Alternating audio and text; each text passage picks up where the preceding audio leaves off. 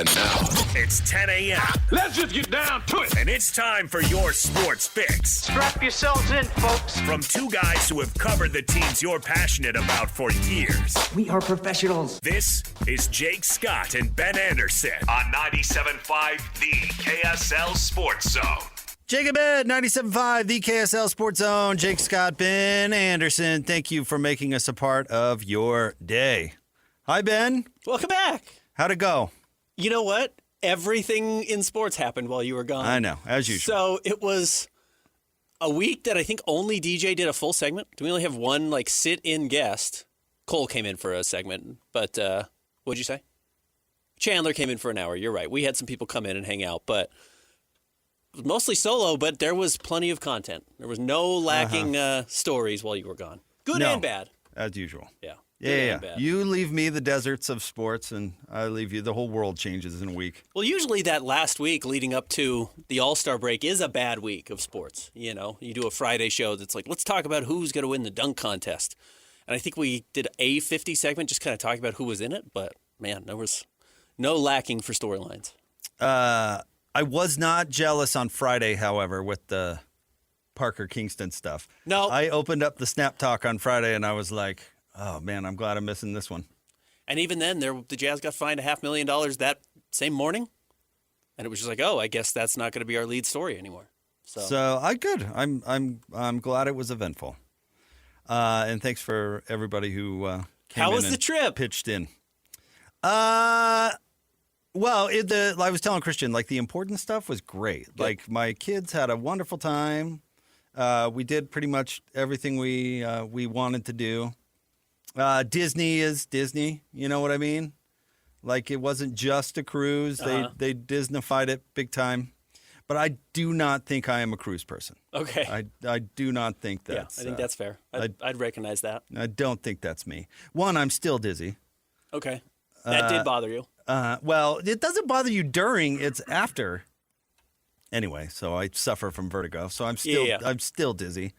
Second of all, it is 4,000 people in one place. You know, a lot.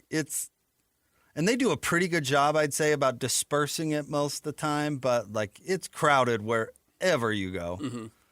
Mm-hmm. And yeah, I just don't. I'd prefer maybe to stay in one place. Sure. As opposed to be on a giant ship. But my family had a great time. Good. I mean, so that's what matters. Yeah, that's all that matters. We've got a lot of pictures and videos and all that stuff. I kind of found Elsa, which was my goal. Okay. Which is funny because, we saw Elsa because there's an Arendelle themed, dinner place, right? So we saw, because they do kind of a dinner show and whatever, and we see that. But I did not get that picture with Elsa until the last day when I'm waiting for my family at the gift shop, kind of by the elevator, and all of a sudden there's Elsa right by the elevator. So, of course, I absolutely run and grab my kids, throw them in front of Elsa, take the picture. They were surprisingly unenthused, but I've been trying for literally years to get this picture.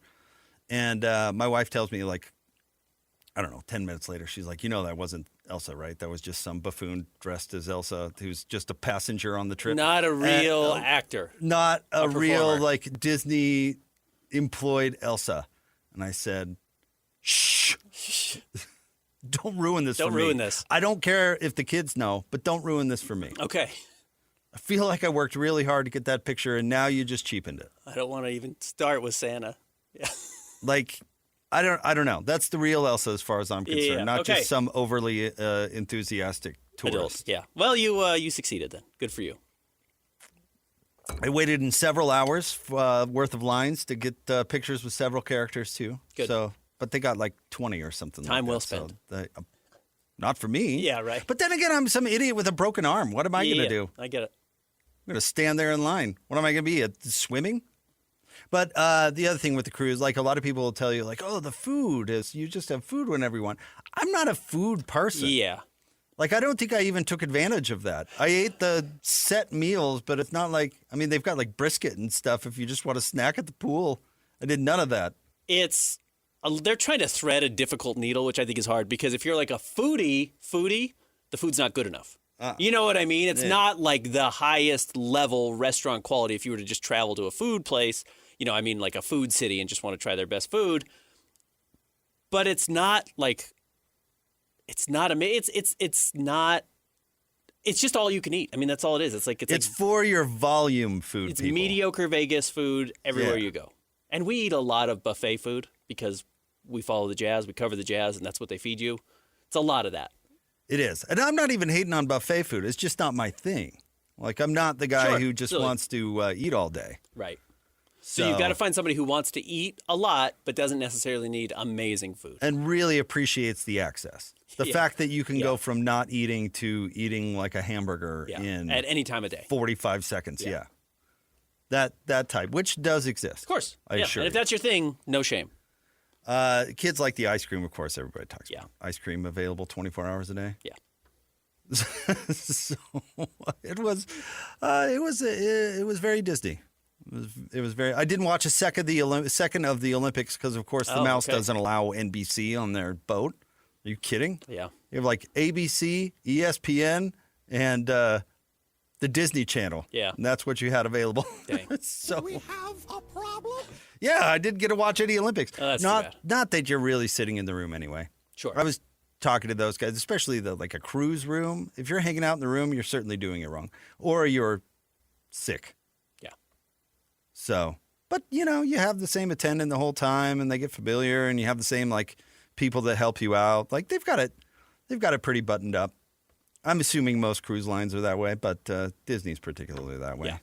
Well, good. I'm glad you made it. Glad you enjoyed it. Glad you didn't further injure yourself.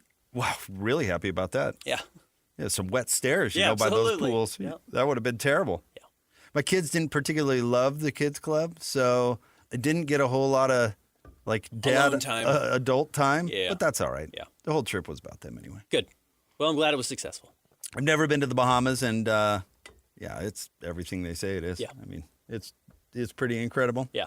All right, Ben. Well, where do you want to start? The All-Star? You want to talk about BYU? Devastating injury? Yeah, I think that's probably where to start. I think that's probably unfortunate. Part of the storyline we didn't mention of all the things that happened last week was when BYU needed a huge win at Baylor, they got it. You finally kind of saw the vision of all of the pieces working together. Robert Wright, I thought, had his best game of the season so far. AJ DeBonsa came out, I think, 36, 8-7 or something. He was just like, okay, he is breaking through. Like, they faced the adversity.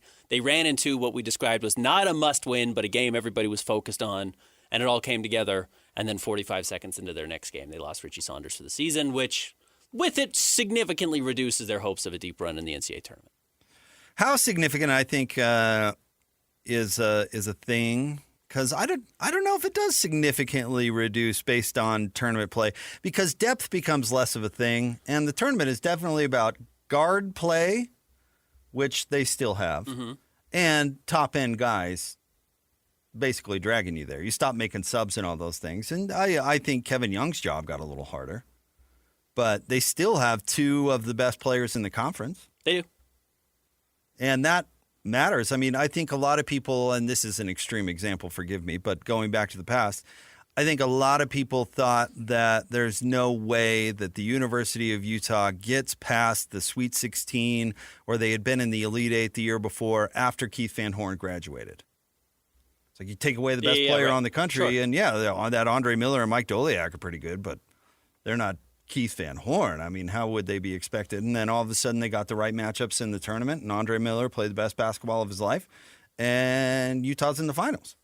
So the NCAA tournament is pretty wacky. And it is. Richie Saunders, I would say the injury to Saunders would have hurt them way more last year than it does this year.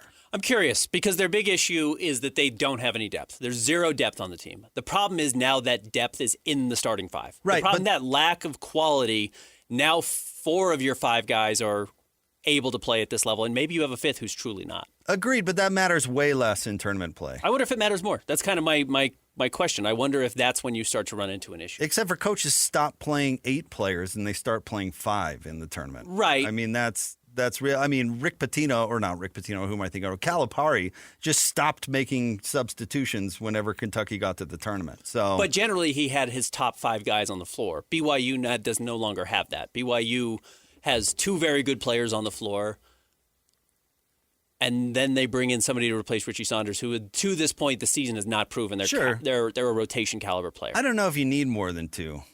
We'll see. We'll so see. that's the thing. I really don't. You know, Utah, going back to that team with Doliak and Miller, they had a spark plug named Britton Johnson coming off the bench, and that's pretty much it. They had Alex Jensen, right? But he started. I'm talking about coming off the bench. Coming off the bench. I mean, nobody else played. You had Britton coming in and gave you, probably 15 minutes of energy, and it was exactly what that team needed, and nobody else played. Yeah. So, yes, it hurts BYU's depth. There's no doubt. But the like hampering a significant run, I just don't know because there's so much randomness. You know, I would not have predicted that the Jimmer team would have beaten Gonzaga without Brandon Davies to get to the Sweet 16, and they did. And they pert near beat Florida, which they had no business doing. I don't know if you remember that particular Florida team, but and they took them to overtime, right? So you just never know. I mean, if Jimmer went in fuego just a little bit more against Florida, then they win, right? So if AJ scores 35 instead of 28, you just never know. That's the, I guess, beauty and kind of tragedy about the NCAA tournament. The better team doesn't always win. I do think inevitably the problem with this, and we can still talk about the impact that he has, which is, you're missing probably your most proven three-point shooter, not your best three-point shooter from a percentage standpoint. Robert Wright has shot the heck out of the ball this year, so credit him. That's been a major plus. But Richie Saunders is shooting 37% from 3, which, if you take out Dawson Baker, is 3rd on the team. Now, Robert Wright's shooting 46% from 3. It's crazy. But Richie Saunders, as prolific as he is as a three-point shooter, shooting 37%, really does matter. I mean, you're really going to miss that badly. But inevitably the problem is, and it's the same thing that we've talked about so many times with Brandon Davies, is if BYU gets eliminated in the Sweet 16, the conversation forever about this team is not necessarily going to be A.J. DeBonsa, the same way BYU's run to the Sweet 16 is not exclusively about Jimmer. It's about, they didn't have Brandon Davies, and now this one will be, they did not have Richie Saunders. That's inevitably going to be a part of the conversation, unless they make a deep run. And actually, the deeper they go, probably the grander this conversation grows. But that's unavoidable, and I would so.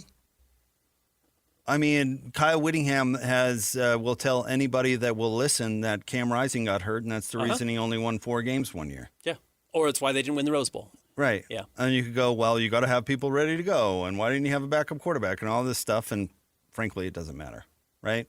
Other than I'm sure Ute fans are annoyed about the Brandon Davies thing, but who cares? I don't know. What if they win it all? What if Utah had Keith Van Horn the year they played Kentucky in the finals? Yeah. Okay. Yeah, right. You do or you don't. No, I'm with you. I'm not lamenting it, and other than it's unfortunate for this BYU team that they're not going to have their second or third best player on the floor, and the only real veteran, like the true, a ball-handling veteran late in the game. That's really going to hurt them just because those guys really matter in the tournament, but it is going to be the narrative regardless of what happens. Do I care? No, not particularly because, I don't really care about the Brandon Davies thing either, but it is going to be how we remember this season.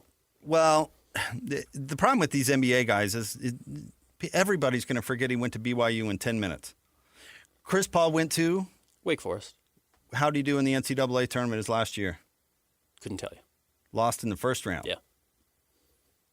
Yeah, right. No, I'm totally with you. I mean, no, I'm you with know you. what I mean? You don't associate with Chris Paul with Wake Forest at all, and 2, you absolutely don't care what he did in the NCAA tournament. So A.J. DeBonsa is going to go on to the NBA. People are going to forget he went to BYU in 10 minutes, let alone what he did in the NCAA tournament outside of BYU fans. Yeah. Now, if you're worried about the narrative of BYU underachieved because of the lack of Richie Saunders, that's fans making excuses for their team or coaches.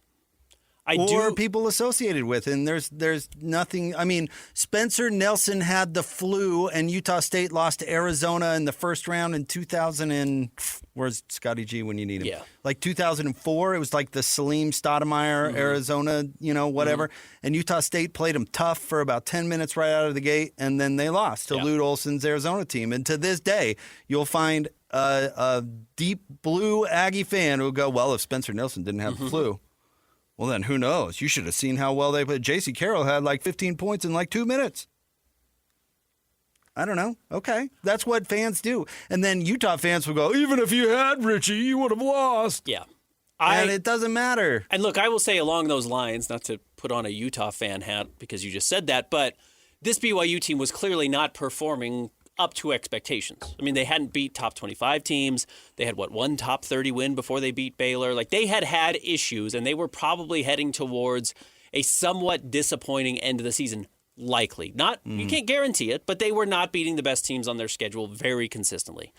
And I do wonder now how we will reflect on the season, maybe falsely or incorrectly, because we'll say, it has everything to do with Richie Saunders not being out there, when actually you watch the team with him and they could not beat Houston, they could not beat Kansas, they could not beat Texas Tech. They couldn't beat some of these teams that were expected to make deeper runs in front of them. The Arizona team that won the national championship in 98, Miles Simon, Mike Bibby, the year before Utah beat them. Is that 97? 97. Whatever it was, yeah. You know what they finished in the Pac-12 that year? 5th. Yeah. So, I mean, we could go back and look game by game. I'm assuming they didn't beat the best teams on, or people are going to do deeper runs or whatever, and then they fall out of nowhere and win the dang thing. That is the problem. That is the problem. So to go like, I saw DJ put out a tweet. They like to do the Twitter polls or whatever, and he said, "Is Richie Saunders' season is done? Are the Cougs done too? Who knows? All you got to do is get in. You got to get in, and you got to find some favorable matchups. And all of a sudden, if A.J. DeBonsa is scoring 35 a game and is unstoppable, who cares? Sure. That's the brilliance and madness of it all. And he does have to be at his best, and that's what is ultimately going to determine how far BYU goes. How good is A.J. DeBonsa? Utah beat North Carolina in the Final Four. That North Carolina team was way better. Yep. And I mean way better. Right. Go look at the rosters. Way better. But that night, Utah had the best player on the floor. And they ground the game to a halt. Yep. They negated all North Carolina's athleticism. They took advantage of Bill Guthrie, who'd never really been there before, and Rick Majerus was obviously Rick Majerus, and they figured out a way to do it. Now, Kevin Young, if we want to talk about if all of a sudden the pressure is amped up on him, I would say yeah, because he's got to figure it out. Because I don't care that Richie Saunders isn't going to be there. That doesn't matter. You got to go get it done. He shouldn't care either. Not from a lack of humanist. Sure. I'm sure he cares. Yeah, humanity-wise, I'm sure he cares very much. But honestly, he can't care about it. The expectations shouldn't adjust. You shouldn't let him off the hook. Is this a team that can win some games in the NCAA tournament or not? It's his job to go figure that out. I think one of the hard parts for BYU, though, that I will be curious about, not moving forward, not just this season, but future years was this the lightning in the bottle season, which was you get the number one overall recruit in the country. He's the number one overall recruit in the country because he happened to play high school or AAU basketball in your state. Now, that was designed. He moved here specifically to kind of start this lineage. But you have that, but also you still have the older model that allows guys to develop to their third and fourth seasons like Richie Saunders did, where NIL hadn't fully taken over. So you did have the classic BYU old skilled players that aren't top tier NBA draft prospects, though Richie had started to put himself in that conversation, not top tier, but NBA guy. You have a little blend of that mixed with the superstar freshman talent. Is this window to do both going to stay open for BYU going forward? I don't know. I don't know how often they're going to be able to replicate landing A.J. DeBonsa, much less staying old, which is not common in college basketball anymore with the transfer portal, and then be able to mix both of them. I actually think it's becoming more, depending on who you are, it's becoming more possible. But I don't think BYU will land the biggest recruit in the country every year. I don't think that's going to happen. But I do know that A.J. DeBonsa was not on the team last year, and they went to the Sweet 16. Correct. So if BYU somehow doesn't get the top recruit in the country, do I think their basketball program should just close up shop? I do not. No, I agree. I just wonder if this is the only year they're going to be able to truly test this model. I don't know. They've got a pretty good big recruit next year, right? Yeah. So maybe. I think BYU should do its best to maintain its previous culture because I think they're actually equipped to do that more than other schools, to retain their players and develop them because there's an additional connection to the school that's not just financial. So you can keep Richie Saunders in your program for multiple years, just to use that example, and you don't have to flip the whole roster every year. But I don't think they need A.J. DeBonsa to go to the Sweet 16. I agree. I think, in fact, I think the Big 12 and playing in this league will make them more durable and more equipped to do it going forward. Sure. Sweet 16 is not good enough for a $10 million roster or whatever it is. Well, $8 million roster. It's not my money, so No, I don't. that's fine. And we actually don't know how much money. That's the problem with that argument. But AJ's 4, Rob Wright's 2, right? I mean, that's the $6 million already. And that's just booster money. I don't know how much of it's actually coming from BYU or whatever, but that's the number is at least 6 for those 2 players alone, and then Richie gets paid, and then the top 3 or 4 players get paid. It's at least $7 million. Is that good enough? Is a Sweet 16 run good enough for the people cutting that check? And if not, then the model will change. That's the problem. Hold it to the other side. Are you going to forgive Utah for not being good because their budget is more of a shoestring? No. You're not going to let them off the hook. If Alex Jensen doesn't start winning in the next couple of years, you're not going to say, well, no, I agree. He's running a poor program. I totally agree. If I'm not going to care about the budget there, I'm certainly not going to care about the budget on the high end until there's some sort of equal whatever where you make it where it's punitive if you don't spend your money right. I don't care if BYU flushes a bunch of dough down the toilet. It doesn't adjust my expectations for them. Are they a good basketball team or not? See, I think it should adjust expectations. The same way, Kalani not taking the Penn State job changes the expectations for BYU because he wants to have the same resources in Provo that they have at Penn State, and he wants to win at the same level. And if they don't, I think it's fine to hold him accountable for that. If that's the money and that's the expectation, I have no problem holding them to that expectation. And the same way I feel about BYU this year. It changes because one of their best players got hurt. Except for at Penn State, the expectations are way further north than BYU. If Kalani doesn't make a college football playoff in the next 5 years, he's probably still employed as long as the bottom doesn't really drop curious. out. He's one of the highest paid coaches now in college football. I'll be really curious. You can magically wish resources one way or another, but until it's actually accounted for, I don't think it really matters. I mean... No, you're right. And we haven't gotten to the point where anyone's being held accountable yet for it at BYU, but I do think that day is coming. Plus, the bar on making a college football playoff is now so low. I mean, that totally. Take may have definitely changed. But, if you're Penn State and you don't make the 4-team playoff, they're gonna fire you, or they're going to certainly hold you more accountable because those are the expectations. I don't think those are even close at BYU. And where I'll disagree with you of holding the candle to Utah the same one that you will to BYU, we would feel differently if we just said, hey, Alex Jensen has this team back to making the tournament every year. That would be good enough right now, and that's clearly not good enough for BYU. Okay, but apply it to football. In what way? Well, you're talking about Alex Jensen, who's building a program from scratch. Mm-hmm. What if Morgan Scalley turns the football program into 7 wins a year? Mm-hmm. He'll be out. Yeah. Yeah. You were not going to play they're underfunded card. Nobody's going to care about that. No, it's certainly because of what their success has been, and I do wonder if we should change those expectations. So what the argument you're making is more about where the program is now, is not necessarily a financial one. So if the program for BYU basketball? No, for Utah, that's what I'm saying. For the bottom end, the argument you're saying, well, if Alex turns it into a mediocre ship, then that'll be okay. But that's because the program sucks so bad right now. That's not a financial thing. If the football program goes to mediocrity, so goes the other way, there will be no tolerance. Nobody will care about the budget. None of that. Sure. It's because it has to do with where the program is, not necessarily the BYU? budget. Utah. I'm talking about the bottom end. Utah has invested pretty well in their football team, certainly not to the caliber of what BYU seems to be doing now. But I do think Utah has invested far more in their football team than their basketball team. They're still not going to be the most funded football team, not even close. No, they won't.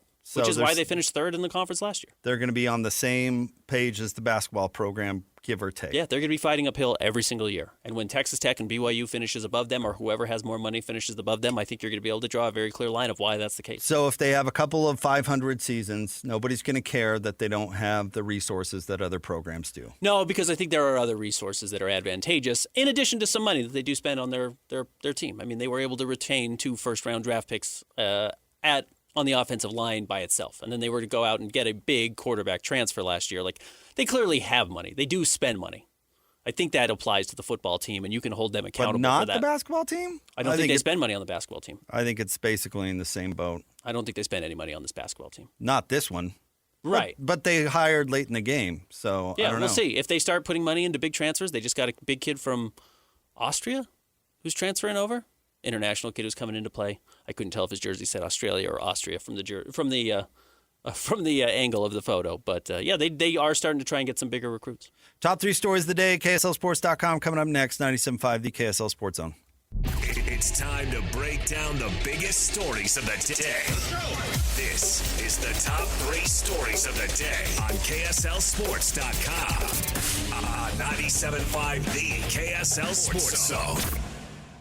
Jacob Ed, 97.5, the KSL Sports Zone. Want to remind you about University of Utah Health. At University of Utah Health, hope is in our DNA. Learn more at uofuhealth.org. Time for the top 3 stories of the day. KSLSports.com, brought to you by J. Brooks Jewelers. Cherish your love with J. Brooks Jewelers. Explore their expertly crafted engagement rings made from the finest materials. J. Brooks Jewelers. All right, Christian, where do you want to start today? Number 1, I had to check to make sure that this was not NBA Central. This was from NBA Central, but it seems to be confirmed that Adam Silver's disgust with the tanking stems from gambling companies. Ben Golliver, who wrote the book Bubble Ball, a gift from my friend Jake Scott, gave me one time, is a longtime NBA reporter. And yes, he's reporting that part of the recent push for fines, which Adam Silver did address over the weekend in his All-Star availability, has to do with the fury around some over-unders and prop bets from gambling companies. I think maybe we need to have a bigger conversation about Adam Silver. I'm sure you guys really hit it home. Laid into him, yeah. Last week. I thought his comments on everything he talked about were entirely insufficient. Yep. He's completely lost it. Well, in my opinion. This is maybe the bigger, did he ever have it? He may not have. Has he ever had it? Because say what you will about some other commissioners, they were not flawless, but they were fierce in their... They had a vision, at the very least. Right. Like Roger Goodell is pure evil. Yeah. But there's no doubt that he's good at his job. Right. And it might be evil for the good of the sport. Right. Making horrible judgments and decisions about horrible things, but there's no doubt that the NFL is on a trajectory that is successful. Yeah, and it teams with the quality of the product continuing to improve. The problem with the NBA is regularly the product feels to be getting worse. And Adam Silver, while making everybody around him far more money, which is probably why he continues to have a job, he's made everybody extraordinarily wealthy who's involved in the NBA, but the product is getting less and less enjoyable. David Stern, I think, was a fairly dishonest person. A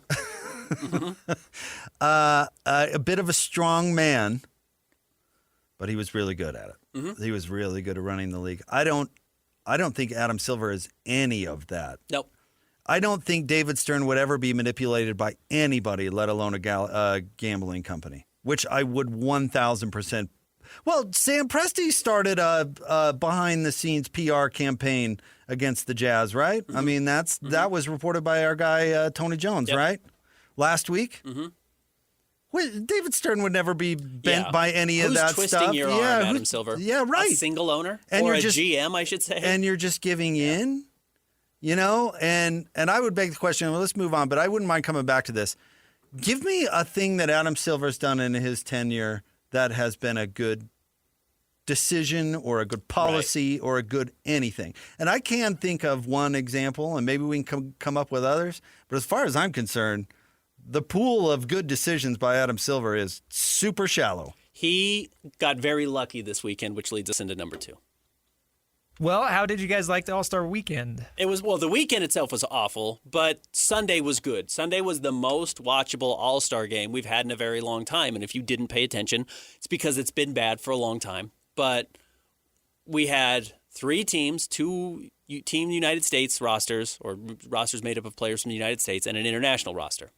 And they came out, and because each game is only 12 minutes long, it's not an Elam ending. It's just 12 minutes. Everyone really played hard for 12 minutes. And, the next game went on, they played hard for 12 minutes. There was only one bad game of the 4 that were played, and it was the final because it ended up being a blowout. But the first 3 were legitimately very fun to watch, and the players were trying hard, and one of them was decided on a buzzer beater. One of them went to overtime. Like, these guys were really out there playing hard, and that took a lot of heat off of Adam Silv this weekend because he had such a bad week. Long term, I don't think any sort of all-star performance will take the heat off Adam Silv. But again, that's back to our previous conversation. Let me ask you this. Do you think it's sustainable? No, I don't. No. Do you think in the same format the players come back next year and give the same performance? No, absolutely not. I don't either. No, because it's not going to surprise anybody. Everyone, I think, was a little surprised. Wemby came out and played hard, so it worked a little bit, and they thought, oh, that's fun. We'll go out and compete for this game, and okay, and then it just kind of rolled into the second game, and then randomly, and again, there's some randomness because it's such a small sample size. The third quarter, which is the third game, I believe it was this one, Kawhi Leonard just went bananas. He had 25 of the 38 points. He caught fire. It was at Intuit Dome. Like, it was kind of the perfect recipe. It was the beleaguered star who that team thinks the league is trying to come after him to void his contract. Adam Silv had to address it earlier in the day. He comes out, lights the world on fire. That part of it, was the magical randomness of it that can make it fun, where if it didn't have that, we might have been talking about how, the first 2 games were fun and the last 2 were terrible, and that totally changes the conversation. So this cat isn't quite as fat and worthless as, say, what is it called? Elam ending? Elam ending, yeah. Cat in the wall, eh? Which was the dumbest idea ever hatched, ever. It's confusing. It didn't do anything. It didn't cause anybody to play any harder. It didn't fix anything, It was certainly. so dumb Yeah. that if you're telling me that this was less dumb than that, sure. But it's still a gimmick, and I don't think that they can replicate it. I would say still just make it an NBA convention and get rid of the game entirely. The most funny thing about the weekend to me was that they changed the time of everything that happened on Saturday, and nobody even noticed. Nobody knew. Yeah. Nobody knew. Nobody, even, I found it hilarious. Even media covering the event was like, well, I didn't show up because I thought it was, later in the day when it normally is. And I do think it's funny the NBA getting bumped for the Olympics.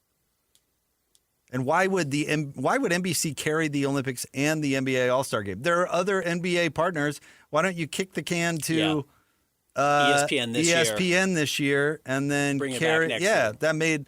Now, there's probably a very good reason for that, I suppose, but that made 0 sense to me. Although the NBA All-Star Game did post its best rating number in years, but that's because its lead-in was the Olympics, and it still lost 65% of the audience from the Olympics. Right.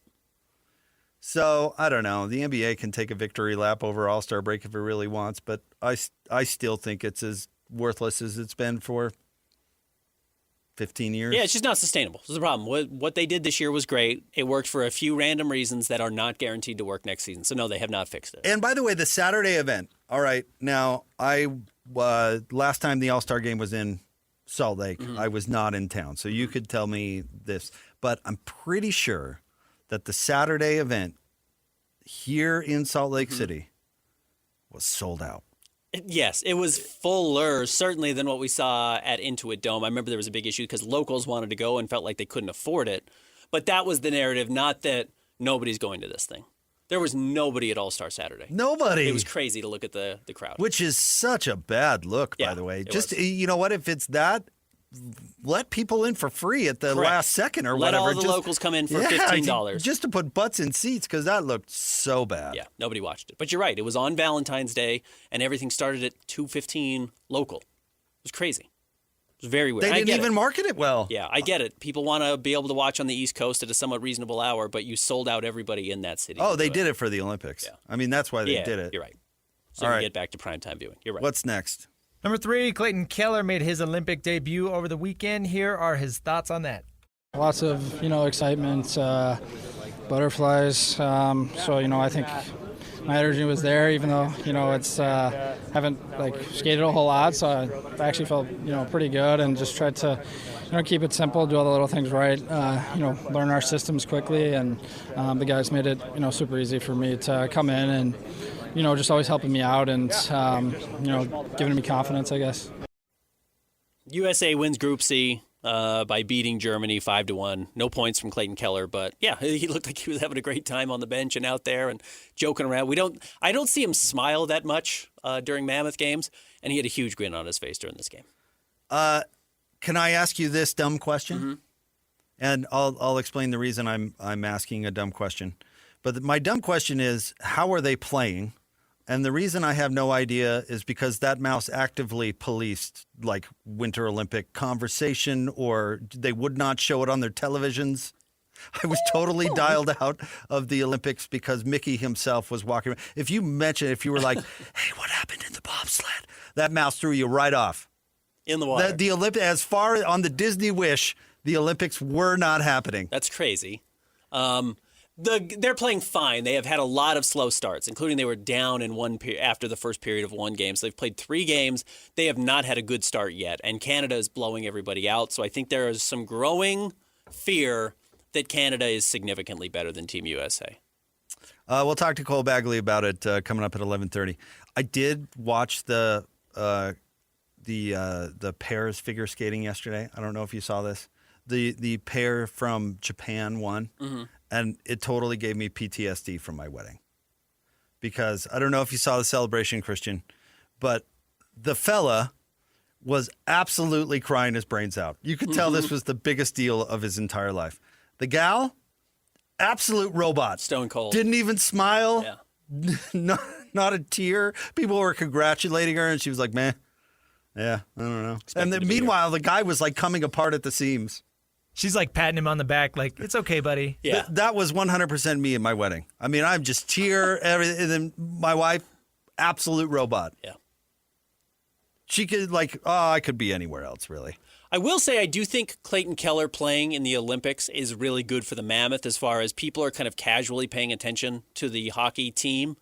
And as a result, they're there's a local that you're rooting for. I do think that will help grow some of the identity. We've talked about how do you make these guys stars in the community, especially when none of them have star personalities. They don't have that type of player that's going to steal the show necessarily. They're all pretty quiet. They're all pretty reserved. Having a guy on a national or international scale play at this level is going to make some fans locally. All right, stay tuned. We'll have more coming up next. Jake and Ben, 97.5, the KSL Sports Zone. Whether it's the Jazz, Utes, Cougars, or Aggies, these guys have got you covered. Time to eat, fellas. You're locked on to Jake Scott and Ben Anderson 1, 2, 3, move it. on 97.5, the KSL Sports Zone.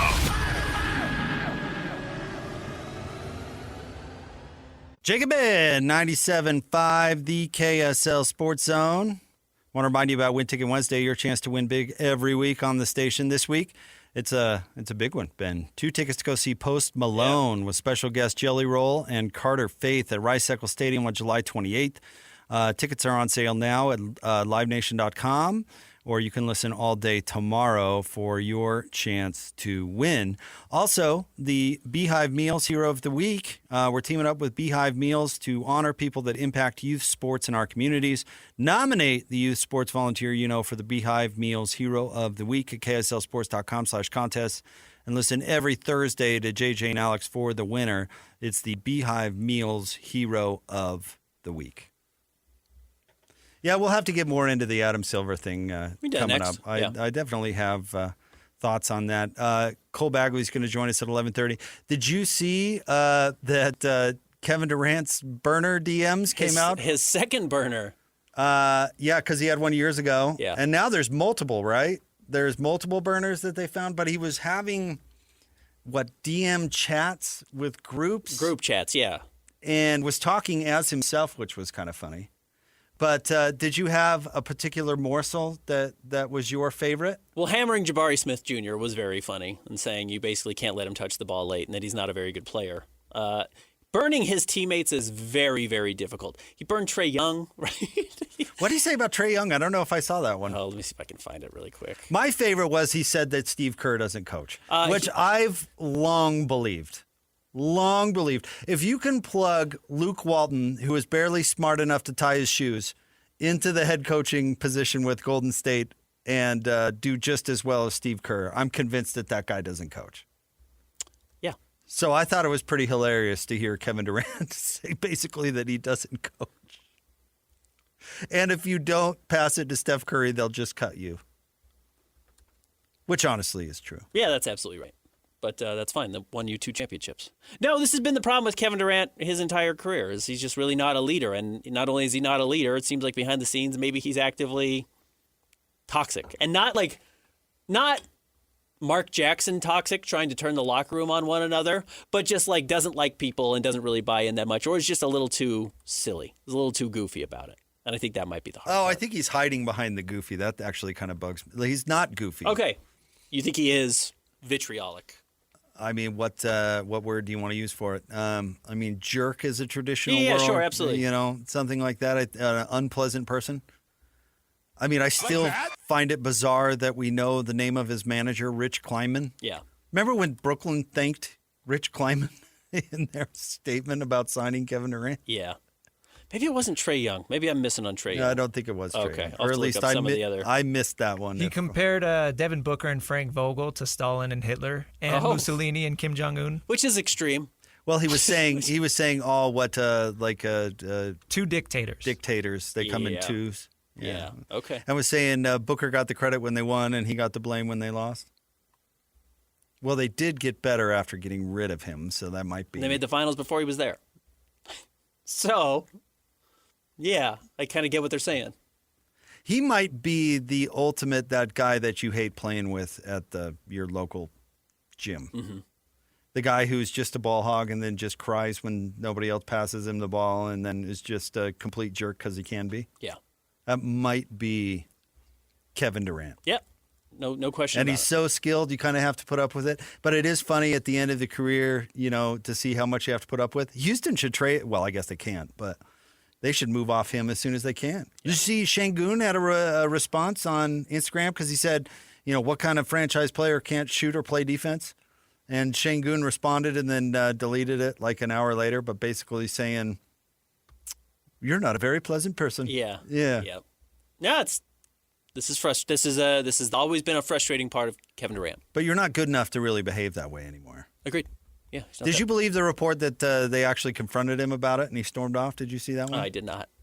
I don't know. That could have been fake news. I just saw that from one place, but that some staffer saw him with the burner at the end of January and they had some team meeting and he stormed off.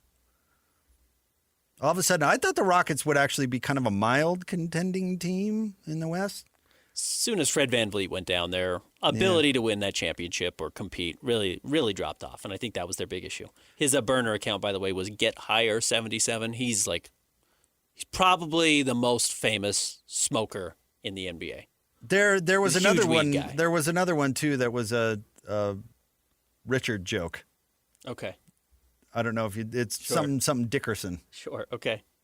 What? It was. All right. It's a Jazz Ticket Tuesday. Caller number 12 right now, 801-575-ZONE. We're going to hook you up with a pair of tickets to go see the Jazz and the Pelicans on February 26th at Delta Center starting at 7 o'clock. 801-575-ZONE. Caller 12 right now. He called Russell Westbrook, among other things, a triple-double cocaine bear, meaning somebody who just is insatiable in his desire to chase triple-doubles. And would take a bite out of Kevin Durant to do so. Whatever which he was had to do. Annoyed by. Yeah. All right, stay tuned. More next. 97.5, the KSL Sports Zone. The sports you love, the teams you can't live without. Get a sense of urgency! This is Jake Scott and Ben Anderson on 97.5, the KSL Sports Zone. Jacob Ben, 97.5, the KSL Sports Zone. Hey, join Scotty from noon to 3 at Tim Daly Nissan Southtown coming up tomorrow, 11155 South Jordan Gateway in South Jordan, Tim Daly, home of the forever warranty. Ben, let's talk a little bit about old Adam Silver. Okay. I got to keep an eye on it a little bit from afar because the outrage was palpable from Jazz fans about the fine. And the owner. I mean, the owner went after Bobby Marks on Twitter. God, what a clown that guy is. You know what's funny? Bobby Marks. Yeah. You know what's funny about the national media is they just have no memory, and I know that Ryan Smith mentioned that. Yeah. But they have no memory, and it makes it obvious their bias. Mm-hmm.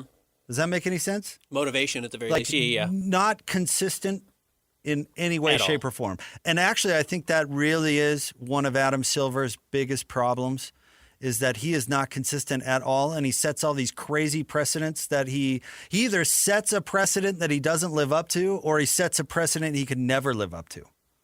You want to know the biggest problem with his finding the Jazz is because he can't sit there and manage Will Hardy's lineup. And I know I'm not the first person to point that out, and I'm sure you did. It was the craziest part of it all to me. You cannot. You're telling me what if Will Hardy were sending a message to Lauri Markkanen because his locker was extremely unkept? Or even easier. You know what I mean? Like Lauri misses 4 straight rotations, which happens every game. Yeah. What if he's absolutely saying, "You're not playing well enough. You're losing your minutes because you're not playing well enough. You're not playing defense. You're not guarding. You're not doing whatever."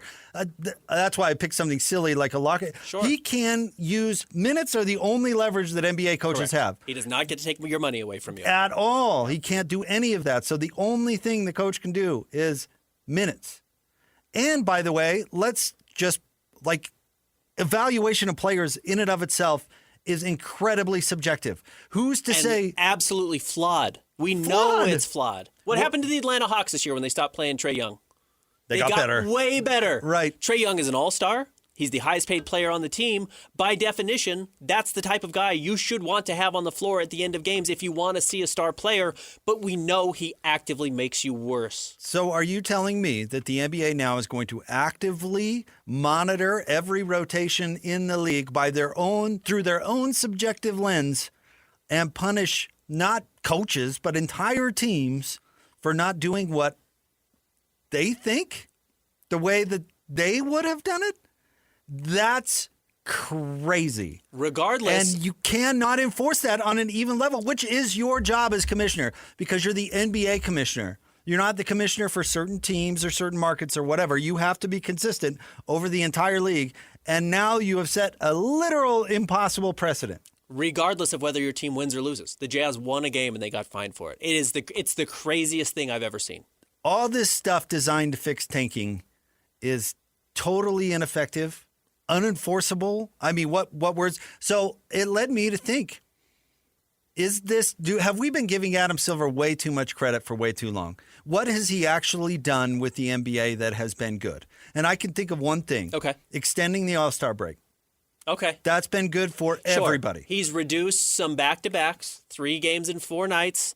But let's remember, he did those in an effort to curb tanking exclusively, and apparently it has not worked. Because as he load said, management is what he did to curb loads, which it hasn't been effective. But as he has said, you're seeing tanking at a higher level than ever before. He said that over the weekend. But giving players a couple extra days over All-Star break was a good move. You talk to any player in the league and they love it. Yeah. That's it. That's the only thing I can think of. The play-in tournament is a joke. Or whatever. Are we play-in tournament? What do we even call it? Well, there's the in-season tournament and the play-in tournament. The play-in games, yeah. Joke.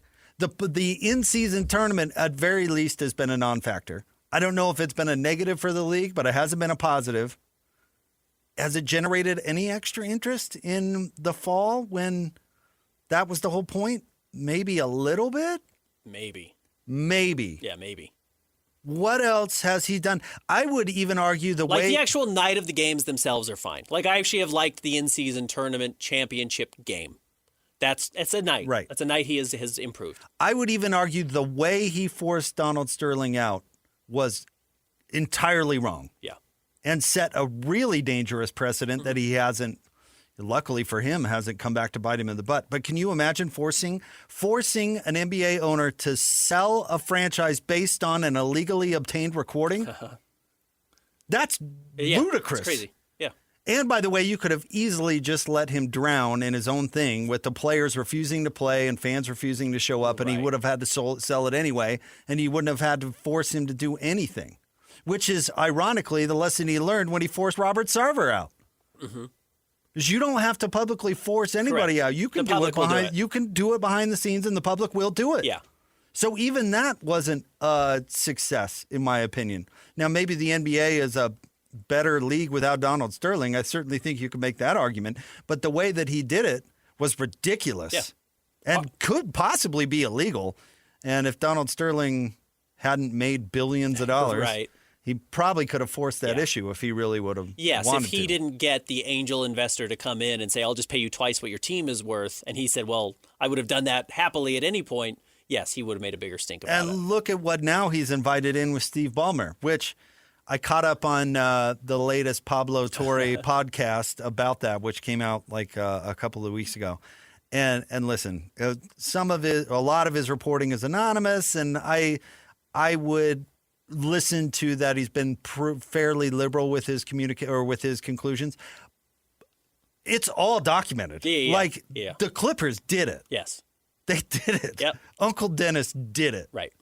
So replacing Donald Sterling with Steve Ballmer has actually turned out to be replacing one headache with another. Right. And I would argue that the headache that Ballmer is creating is more consequential to the NBA. To the NBA. Yes. Absolutely. Yes. A racist owner, bad. Nobody wants to have that around.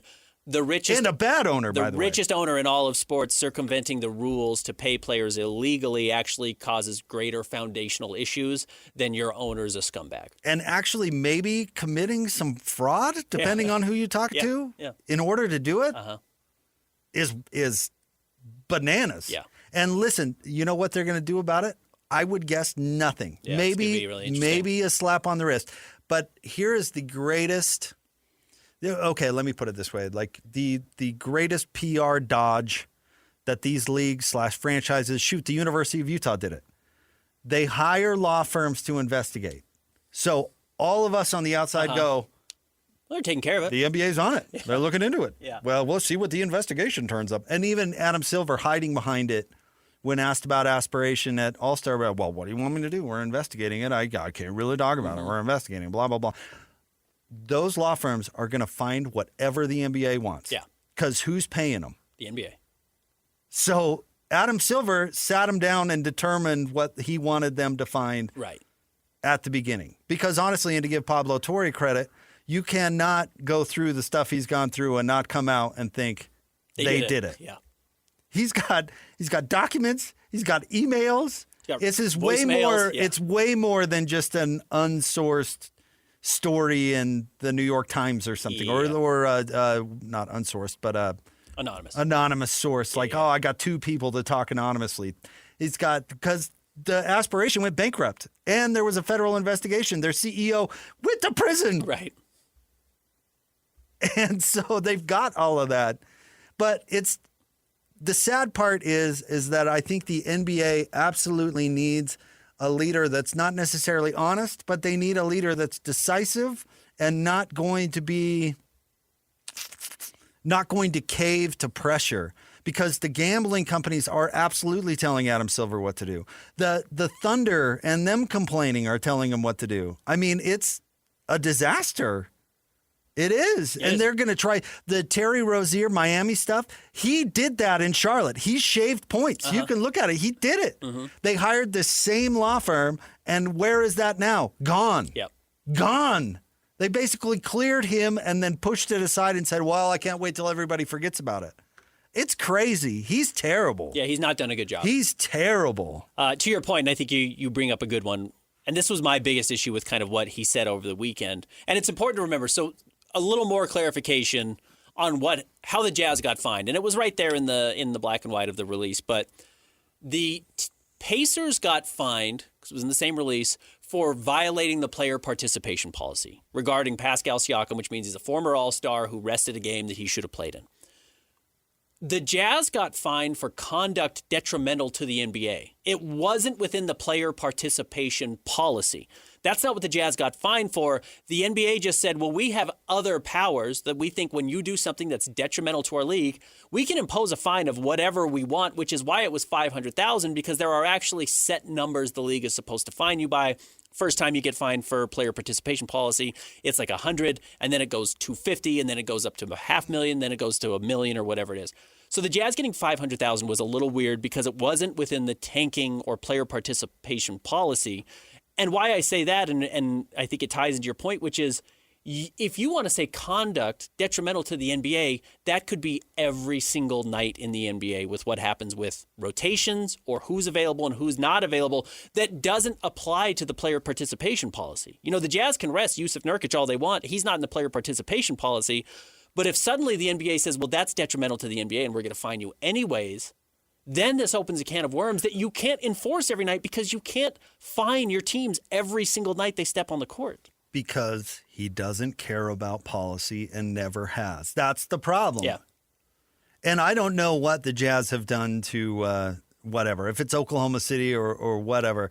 But the funny, like, let me use Bobby Marks, right? Bobby Marks accuses the Jazz messing with the integrity of the league.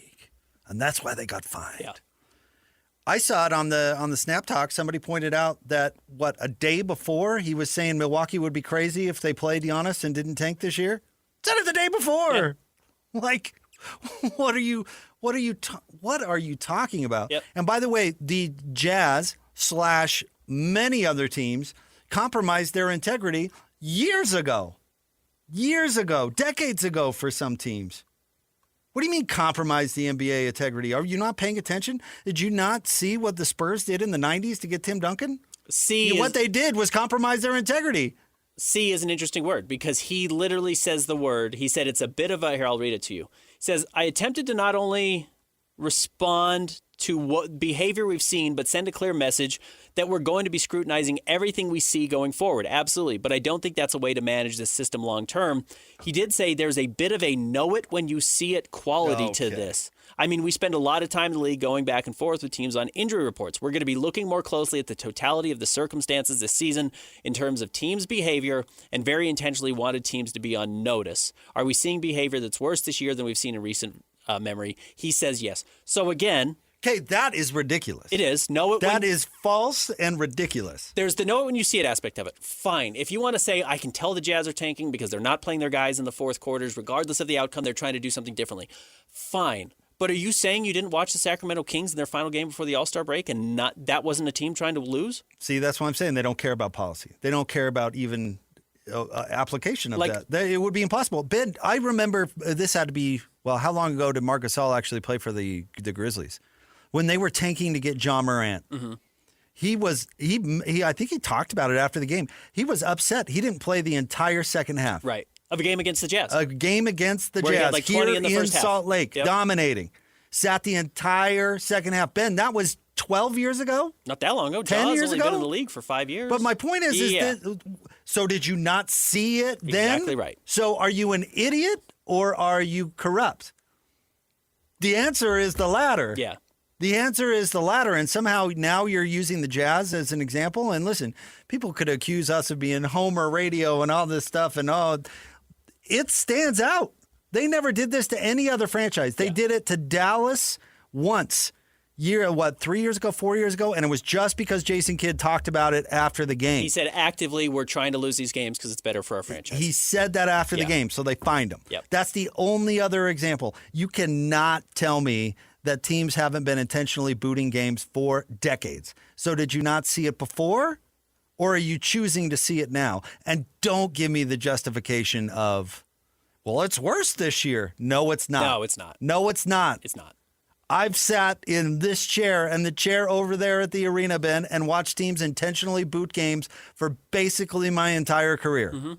I can see it, and I'm an idiot. I'm just a radio bozo. I can see it. You can see it. Yeah, of course. Everyone can see it. That's the thing. The know it when you see it. We all know it. Everybody watching the games right now knows it. Everybody knows it. So when are you going to say you know it? And if you want to just say that was the line and everyone's on notice and we're going to find everybody from here on out, I guess you better do it. Because if you're going to say you know it when you see it and then pretend you don't see it, you're right. The word integrity comes back into the conversation and the NBA won't have it. And by the way, this is not Adam Silver's ticket to out of that job is the Clippers. It's not tanking. Because the other owners have to revolt.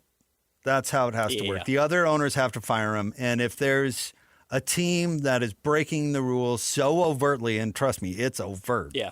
So overtly that and get off without any sort of punishment. That's his ticket out of that job. But as far as the solutions to tanking go, I've always liked the get rid of the draft idea. But it did kind of make me laugh that all of a sudden is surfacing. But guess what they're going to do? Nothing. If they do anything, it's going to be one of these stupid peripheral moves like the play-in game, and that's it. They're not going to do anything about it. They're going to act like they're doing it, and then they're going to do nothing. They're going to hire a law firm and say, look, we're doing something about it, and then do nothing. Because it's all a PR game. It has nothing to do with policy, which is, what is the NBA's job? And I saw this tweet from Mark Cuban saying, the NBA should embrace tanking because it's about fan experience. It's not even about the legitimacy of the game anymore. BS. Yes, fan experience is important. And yes, everybody remembers their date and not necessarily the big dunk, which was Mark Cuban's point. Mm-hmm. But nobody is going to a league that they perceive as illegitimate, and nobody is going to bet on games that they feel are rigged. Yeah. So you can hide behind fan experience all you want, but the truth is, if you don't have a legitimate, competitive playing field, people are going to leave. Yep. Including you and I. Yeah. And hey, our livings are associated with it, but it's a little bit different. But if the league is not legitimate, the Lakers and the Clippers and all these teams are just going to overtly cheat to make it so the Jazzes of the world never have a chance to win a title, well, people are going to stop watching. Yeah, they will. And stop participating. And that was what David Stern was so fearful of. To bring this full circle to our previous conversation.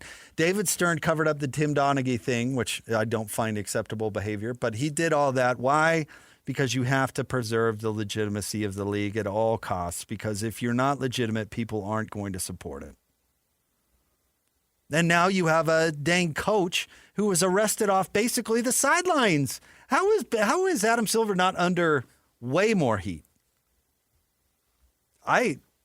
I think he's using some of these teams right now, including the Utah Jazz. And look, I'm not defending the Utah Jazz. I'm not defending tanking, even though I recognize that the system they have built rewards it, and that's not a problem of the Utah Jazz. That's a problem of the system that the league built that does so heavily reward teams for tanking. If you want to just start enforcing these rules, you get to pick a day. I mean, you should have done it earlier, but you get to pick a day because the best day to do it is, 2 years ago. The next best day is today. But yes, to pretend that this isn't covering up or trying to make up for those very issues, where the NBA does have a huge PR issue with Malik Beasley or Terry Rozier or Jonte Porter, or now more blatantly than anybody, Chauncey Billups, is crazy. There are no rules. That's the problem. Yeah. There are no rules. Is there a rule against tanking? There's really not. No. There's player participation policy. There's no rule against tanking. So what are they enforcing? No, I that was my big question, is what the whole issue with last week. Again, what rule are you picking to enforce? What are you trying to turn the product into? What is the goal here? In all honesty, if you can prove teams are booting games, then you should ban those players. I mean, if you want to get down, or coaches or whatever. I mean, because that's fixing games. Mm-hmm. It's no different than gambling if you want to look at it. Right, if absolutely. You've got a player shaving points, it's really no different. Mm-hmm. You've got a whole team effort to lose games on purpose. If you actually wanted to fix that, then you would start banning teams. But the rules are actually set up to create that. Mm-hmm. And just simply tinkering around the edges isn't going to fix anything. No, it's got to be an entire overhaul, which maybe they will go for, trying to do it mid-season with 30 games left. No, they're going to lick their finger and put it up in the air and do just enough to get that wind to stop blowing. Yeah, as soon as the narrative dies down, they won't be doing anything. They won't do anything. Yeah. Look, if you don't believe me, look no further than their flopping rules. which Right. they decide every 5 years or so to kind of pretend to enforce We're flopping. opening the season. And then they forget about it as soon as people stop complaining. Yep. All right, stay tuned. Cole Bagley joins the show. Coming up next, Jake and Ben, 97.5, the KSL Sports Zone. Who's got it better than us? Your home for the best sports coverage in Utah. You're listening to Jake Scott and Ben Anderson on 97.5, the KSL Sports Zone. Jake and Ben, 97.5, the KSL Sports Zone. Jake Scott, Ben Anderson. We're joined now in studio. He covers, of course, the Mammoth for KSLSports.com. His appearance on the show is brought to you by our friends at Hercules First Federal Credit Union, growing stronger together. He's our buddy Cole Bagley. What's up, Cole? Much, guys. How are you? Christian, can we make that my intro every time? Yeah, you got it. The free bird. Yeah, that's good stuff. Overall, how has the Olympic hockey tournament been just having NHL players back? Do you think it's added some extra juice to it? Oh, 100%. I mean, I think it's the most anticipated part of this Olympics is having NHL players back, and they haven't disappointed. Canada's been the powerhouse that everyone was expecting. You've got Connor McDavid putting up 9 Points in 3 games, and, Macklin Celebrini has been phenomenal. Sidney Crosby's doing his thing. The United States has played pretty well. They've gotten better as the tournament has gone on. Austin Matthews has definitely, risen to the occasion as the captain over the last game or so, and it was exciting to see Utah Mammoth captain Clayton Keller get in. So yeah, I think it's what everybody has was hoping for and expected. And right now the trajectory is that the United States and Canada would meet in the gold medal game and give us something we haven't seen in since 2010. I think was the last time those two played for gold. We were talking, though, off the air, and you were telling us that the road to that game, though, is not necessarily smooth for the U.S. Yeah, it's tough. I mean, as of right now, as long as I'm reading the bracket correctly, they likely will have to go through Sweden. Latvia plays Sweden today, and I don't see Latvia upsetting the Swedes. And Sweden's probably the third or fourth best team at this tournament with guys like Gabriel Landeskog and William Nylander. That's a team that the United States could lose to. Not that I think that will happen, but it's definitely like a trap game, if you will. If the United States goes into that overly confident, the Swedes will take care of business. And then depending on how things are reseeded, it looks like the United States would have to play Finland, who again, it's them and Sweden that are the third and fourth best teams. They've got plenty of NHL talent on that team, guys like Mikko Rantanen and what have you. So yeah, it is a tough road for the United States to get to that game. And then, of course, anticipating that they would play Canada in the gold medal. I mean, that would probably be the very best on best gold medal game in the history of the Olympics. Finland won the gold last go-around, right? In 2022. I think so. Yeah, I think they beat Canada for the gold medal. So, yeah, that's there. If you have to run through them before you get to the final, that could be difficult for them. What did you think of Clayton Keller getting out there and being able to play? Yeah, he played his tail off. I think he took the opportunity. He had fresh legs. He sat the first 2 games, and then he just went in and played his game, which is high energy game. He's a facilitator. He didn't register a point, but he was instrumental in Tage Thompson's goal, playing alongside Larkin and Thompson on that third line. Keller had a really strong zone entry. Helped, he got a shot on net and then helped with some puck retrieval. And then he battled in the trenches right in front of the goal, which I think speaks volumes to what he's willing to do. We didn't really see that from Kyle Connor through the first 2 games, who Keller then replaced in game 3. And he opened up a lane for Tage, and Tage, blasted one on net and ended up in the back. So, I think that Keller, played really, really well. And as of right now, he's projected to remain in the lineup for the quarterfinal game. So yeah, he played well, and he definitely earned more minutes. How does the NHL feel about its players playing in the Olympics? Yeah, I think every general manager right now that has a player over there is holding their breath. Especially guys or teams like Colorado and Minnesota who have 4 or 5 players. Utah has 4 players, but they're not quite the caliber of the Nathan McKinnons and the Kel McCarrs and the Connor McDavids, the Dreisaitl's, the Hughes. Like there are teams who their top 3-4 best players are playing over in the Olympics right now, and those are teams that have cup aspirations, right? Like it's Colorado's cup to lose this year, and Minnesota is not far behind. They're someone that could challenge Colorado in the Western Conference. So, Yeah, I mean, it's good for the sport. It grows the game. The players want to do it. It's kind of the culture of hockey, right? Like anytime you're on the ice, you're going to give your very best, especially for your country. So I know, the players love it. The NHL, obviously, there hasn't been NHL players for 12 years, so there's been some issues on that. But no, hockey's in a good place. It makes sense for the NHL. They just, I think, kind of hold their breath when the Stars are over there. And they're kind of, obviously, J.J. Paterka's having to play a lot. He's one of the best players on Germany, and I imagine Ole Mata's playing quite a bit. Yeah. Vejmelka hasn't had to play. No. In all honesty, if you thought he was going to get worn out having to play a lot of games, I'm sure he would rather be playing, and I'd hope we get to see him, but he's not even been between the posts, between the pipes. No, he hasn't played a single game, and it's interesting, right? Like, Czechia didn't really do overly well through the preliminary rounds, and he still hasn't played yet, and I believe that Canada will now play Czechia, but I don't expect Vejmelka to go in. I mean, they've relied on their other goaltenders so far. They got the win today to advance. For Utah, it's not as big of a deal. Yeah. Yes, JJ's playing a lot of minutes right now. Ole has been averaging about 8 to 12 minutes a game. Not a lot. Hey. Paterka's up at like 22, 23, and then Keller played 10 minutes the other night. I would expect kind of the same for him if he does end up playing in the quarterfinal, probably somewhere between 10 to 12, maybe pushing up towards 13, 14. So, yeah, for the Mammoth, I'm sure that Bill Armstrong is still holding his breath, but it's less than, guys, like Bill Guerin for the Wild and, other teams like Colorado. Yeah. What's the rest of the team doing right now? Well, they resumed practices today. Andre Tourney booked the earliest time that he could practice the guys, 2:00 today. That's the earliest that they could come back. So, most of the rest of the guys have been on vacation. I know that Nate Schmidt took his family to Disney World, and I think the Sergachevs went to Kauai and just, took some time off. But they're back today, and it'll kind of be like another mini training camp because they don't play again until next Wednesday, I believe. So they have another 8 or 9 days before they officially return to play. So yeah, they'll kind of take it easy through these next few days, but they get back to action, get their bodies back in shape. Got to skate off those Mai Tais. Yeah, absolutely. Whatever they've been doing. Yeah, right. Well, these guys are young. How do you think Team USA will be able to compete with Canada? Yeah, Canada has looked better.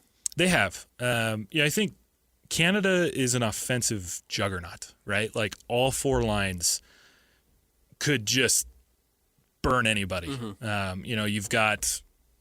This could be the best Olympic team we've ever seen. Yeah. I mean, at least from an offensive standpoint. But their weakness is, and I say weakness lightly, defensively and especially in net. The Americans certainly have the best three goaltenders at the tournament, especially the best duo in Connor Hellebuck and Jake Ottinger. And then defensively, the United States is just vastly superior, with guys like Quinn Hughes back there and Charlie McAvoy. I do think that the United States can hang with the Canadians. What it's going to come down to, though, is how, and not solely upon him, but what kind of an Austin Matthews are we going to get if those two teams play? If you get an Austin Matthews from the first two preliminary games, I don't think the United States stands a chance offensively. But if you get an Austin Matthews who, plays the same way that he played against Germany, where he is dragging the rest of the team into the fight, right? He scored 2 goals right in the crease. If he's going to the net, if he's battling in the dirty areas, if he's winning pucks, if he's reloading, if he's opening up space for his line and just really spearheading that, fight against Canada, yes, I think they can take him, and I think they can beat him. And hopefully that's the matchup that we see here on Sunday. Who does the bigger ice benefit, or the more space? Does that benefit offensive teams or defensive teams? More space definitely benefits offensive teams, right? It's more space to work with. It's more area to cover for the defense. So, yeah, I think when you're shrinking it, it definitely helps the defense out a little bit. Which do you like better? You like the smaller ice? I like the bigger ice, just because of the more. I don't know. Like when I watch football, I prefer better defense. I like to watch good defense play. But I'm watching hockey, I prefer the offense, right? I prefer the flashy plays and the drop passes and the dangles. Like that's what I like to look for. So I prefer a little bit more of that. But the game is a little bit faster when it's smaller. So What are you looking for the second half of the season? Like, we know the narrative is going to be the push for the playoffs, but how do you think teams are going to adjust? Do you think there's going to be a lull, or do you think everyone's just going to have to come in with their hair on fire? I think most people are going to have to come in with their hair on fire. I mean, at this point, coming back from the Olympics, teams are now going to pick their path, right? They're either going to stop trying and, kind of wave the white flag, or they're going to, turn it up and they're going to start pushing. And unfortunately for Utah, they're in a Western Conference where there's about 6 or 7 teams in that wild card race, all within about 6, 7, 8 points.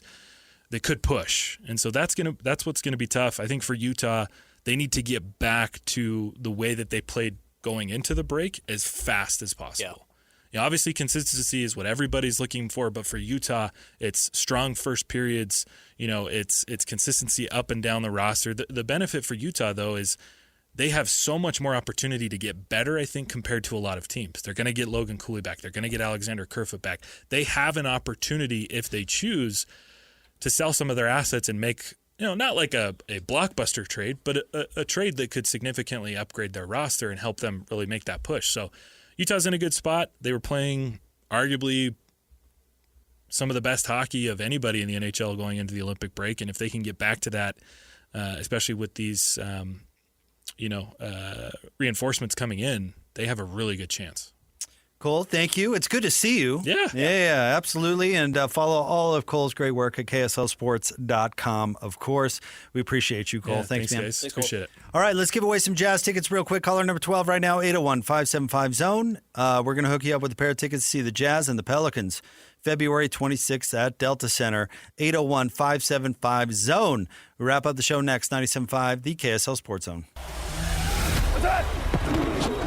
Whether it's the Jazz, Utes, Cougars, or Aggies, these guys have got you covered. Time to eat, fellas. You're locked on to Jake Scott and Ben Anderson 1, 2, 3, move it. on 97.5, the KSL Sports Zone. Two amigos on the airwaves, talking sports. They got it made, Jake's and also loves his tie-dye. Ben's got style with his scarf. Oh my.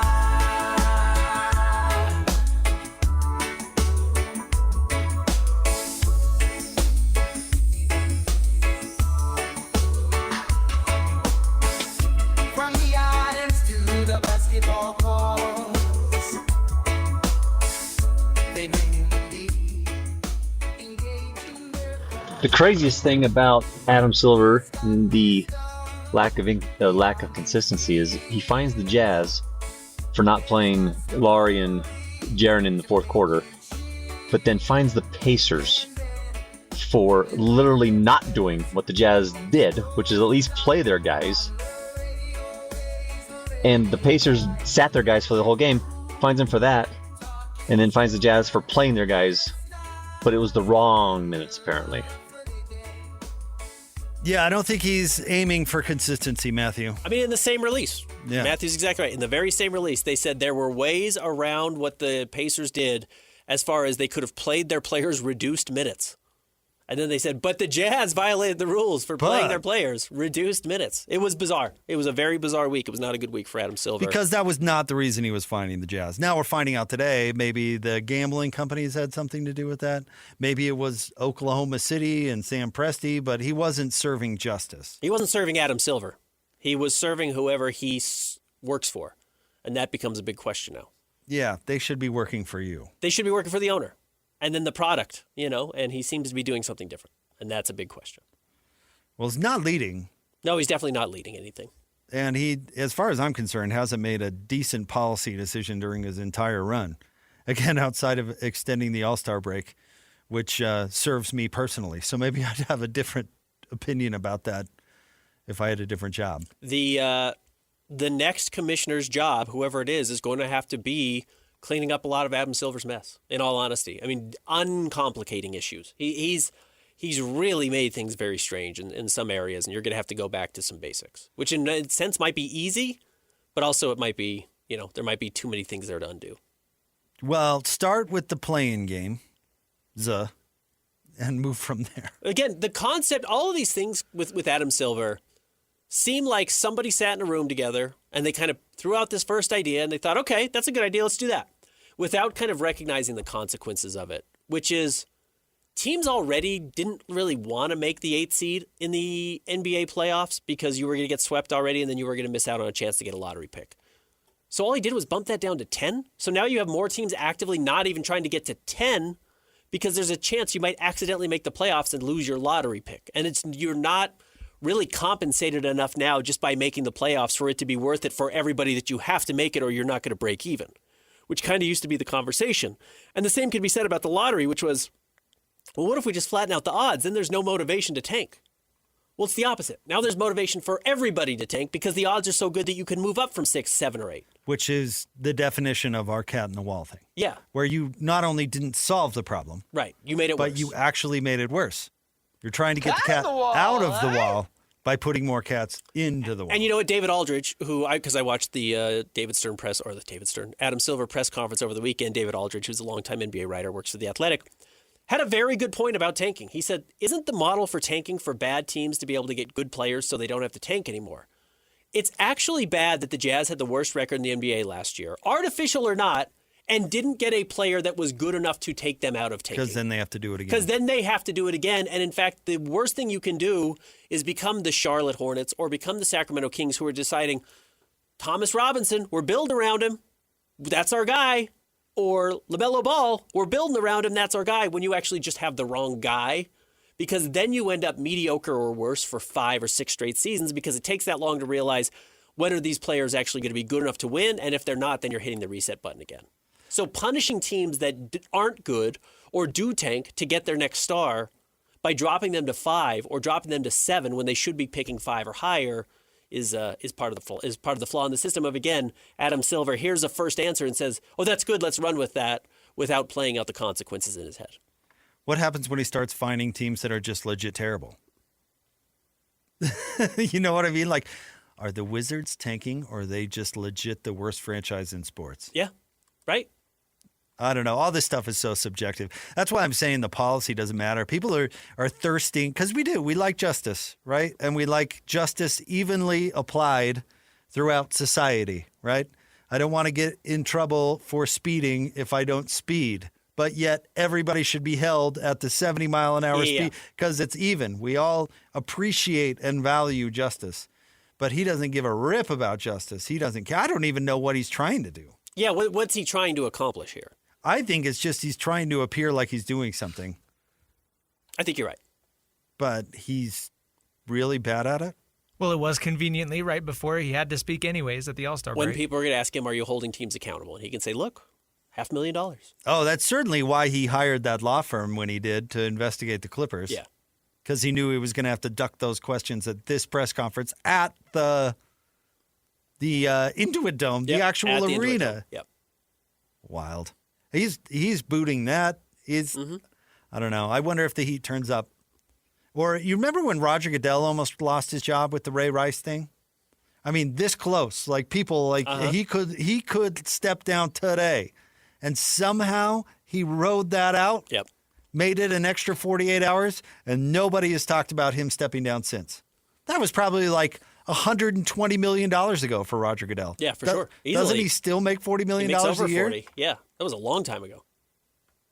Kind of wild. So Adam Silver's hoping that it doesn't boil over and that everything will just go away. I don't know if that's necessarily the case. Yeah. Yeah, we'll see. He set a really high standard. I don't actually have a problem with you enforcing these rules. If you want to say it's $500,000, if you're going to tank or we think you're going to circumvent what we've asked you to do, I really don't have a problem with it. I just think you should apply it evenly, and I don't think that's going to happen. All right, we want to remind you about our friends at University of Utah Health. Hope is in our DNA. Learn more at uofuhealth.org. Coming up next, our guy Scotty G. Stay tuned. 97.5, the Thanks, KSL Christian. Sports Zone.